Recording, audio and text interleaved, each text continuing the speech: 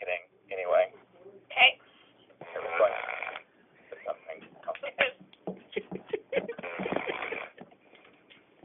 So Ken, just to confirm, to your knowledge, there are no issues that are as a result of the testing that would require a point?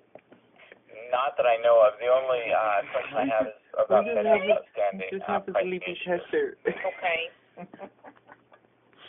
And of course, I'm waiting for the Guadalajara station to call back, but I have a feeling that's a local problem with the software they're running. Wow.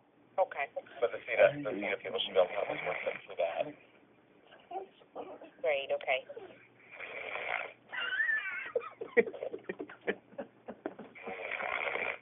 Maybe DJ's dog. No, that's him. I think it's yeah. Yeah. Or it could be, Frank wants to ask. Yeah. Oh my god. Dean, I can hear you. I'll laugh. It is hilarious.